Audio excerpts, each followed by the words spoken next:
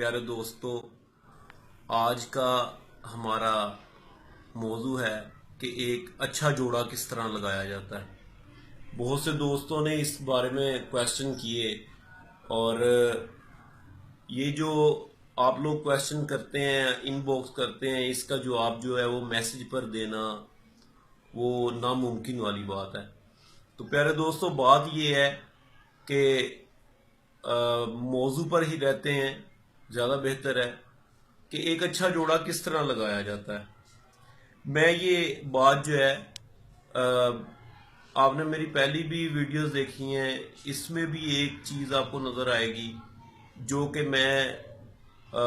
जो मैंने महसूस की है।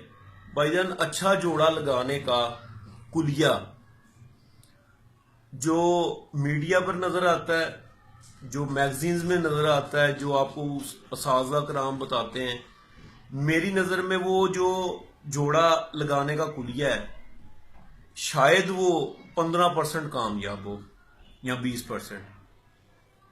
बात ये है कि क्वेश्चन है एक कि अगर अच्छा जोड़ा लगाने का कुलिया बड़े असातिज़ा को पता है तो बड़े असातिज़ा के घरों में 2-2 हजार पेयर क्यों लगा होता है, और हजार पेयर में जब उनसे पूछा जाता है कि भाईजान ये इनमें से कामयाब कितने हैं, या फिर जब उनका रिजल्ट देखा जाता है तो पता चल जाता है कि ये जो तीर तुक्के वाला काम चल रहा है।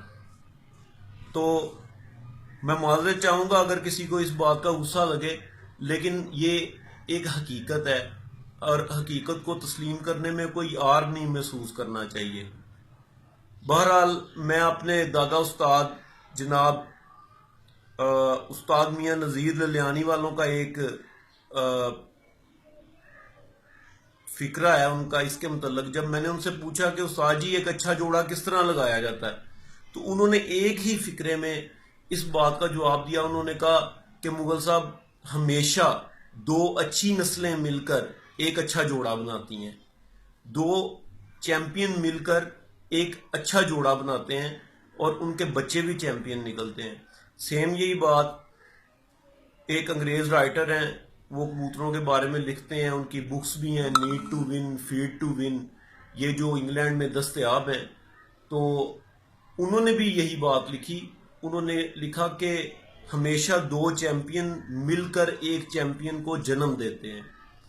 तो दोस्तों, बात ये है कि आप लोग अच्छे कबूतर जो हैं, जब आपको अच्छे कबूतर की पहचान बताई गई है कि अच्छा कबूतर इस तरह का होता है, इस तरह का होता है, इस तरह का होता है, तो सिर्फ और सिर्फ एक अच्छी मादी और एक अच्छा नर, इन दोनों को अलग करके उनमें एक चीज का ध्यान रखें कि अगर नर का वेट ज्यादा है तो मादा का वेट कम होना चाहिए।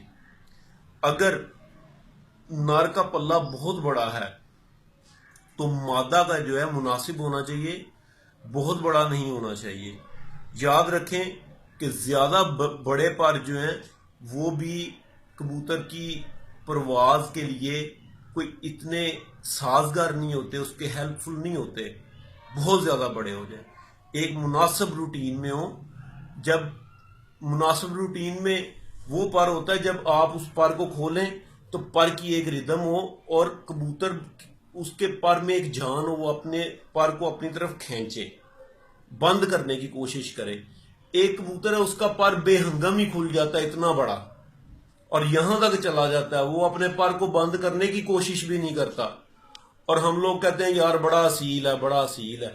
भाई वो असील नहीं है, उसमें कोई गट्स ही नहीं है, वो आगे अपनी नस्ल को नहीं चला सकता। एक बात। दूसरी बात ये है, मैंने आपको पिछली वीडियो में भी ये बताई थी कि नर और मादा हमेशा वो अपने पेयर के लिए, जो आप पेयर लगाना चाह रहे हैं उसके लिए वो सिलेक्ट करें जो हाथ में पकड़ते हुए, जब आप पकड़े तो वो हाथ से निकलता हुआ महसूस हो, इतना मुलायम होना चाहिए। तो जबकि मैं अब इस टॉपिक में उस टॉपिक को मिक्स नहीं करूंगा कि एक अच्छा कबूतर कौन सा होता है, मैं अभी सिर्फ आपको ये बता रहा हूं कि अच्छा जोड़ा कौन सा होता है। तो इस पेयर लगाने में जो सबसे बड़ी बात है वो वेट का तनासब होता है, वेट की रेशो होती है कि आप उस मतलब आप जो जोड़ा बना रहे हैं उसमें नर का वेट क्या है और मादा का वेट क्या है। फिर दूसरी बात, उसमें कद का ध्यान रखना चाहिए कि नर का अगर कद ज्यादा बड़ा है तो मादा मुनासिब कद की लगाई जाए उसके साथ, और अगर नर पर ज्यादा गोश्त है, मोटा है, तो मादा स्मार्ट लगानी चाहिए। ये जो है ये 3 बेसिक चीजें हैं। और एक बात याद रखें कि कभी भी अपने पेयर में उस जानवर को, अपनी ब्रीडिंग पेयर में उस जानवर को शामिल ना करें भाई जिसकी दुम बड़ी हो, बहुत बड़ी हो, जिसकी दुम की गिरा मोटी हो, उससे अपनी दुम ना संभाली जा रही हो और वो बच्चे पाल रहा है। ठीक है। और एक और बात ये कि जब आप ब्रीडिंग के लिए कबूतर का इंतखाब कर रहे हैं तो हमेशा उस कबूतर को लें जिसकी आंख कुशादा हो। मैंने देखा इतने लंबे कद का कबूतर हो, इतने लंबे कद का कबूतर है, वो ब्रीडिंग में काम कर रहा है, जब आंख देखी तो बिल्कुल बारीक सी। तो इस तरह के कबूतर जो हैं वो बेशक खुद बेशुमार उड़े हों लेकिन आगे वो बच्चों में भाई इतना काम नहीं करते। आप ये आजमा कर देख लें। उसके बाद दोस्तों ने मुझसे एक क्वेश्चन किया कि नर और मादा के पर में आपने पहली वीडियो में कहा था कि अगर नर पर ही मादा हो तो वो रख लेनी चाहिए, लेकिन अगर मादा मादा परा नर हो तो उसको दफा कर देना चाहिए, मतलब हाली उसको दे देना चाहिए, उड़ा देना चाहिए या जो भी है।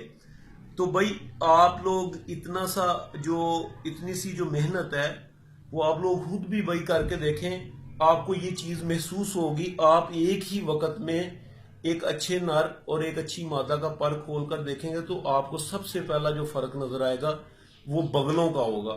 बगल की लंबाई हमेशा मादा की छोटी होती है और नर की बड़ी होती है।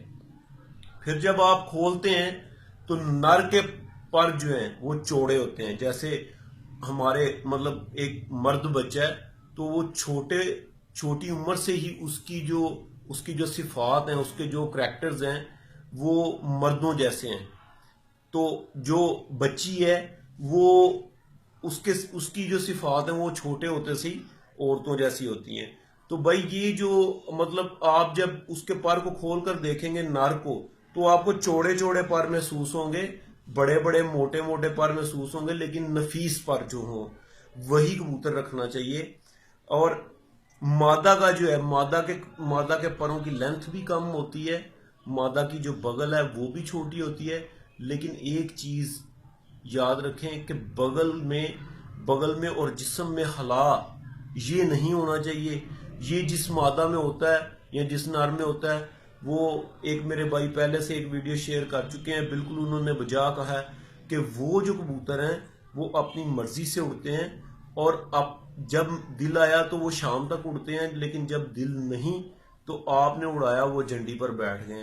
तो इसके मतलब जो आप मजीद भी तहकीक करें कि नरों जो मेल्स हैं उनके पर और मादा के जो पर हैं उनमें क्या क्या फर्क है।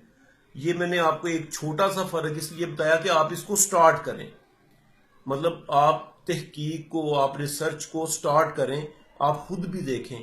तो ये जो दोबारा बात को वाइंड अप करता हूं कि ये जो पेयर लगाने की टेक्निक है मेरे दोस्तों, इसमें बैलेंस, वेट बैलेंस और परों का बैलेंस ये बहुत जरूरी है।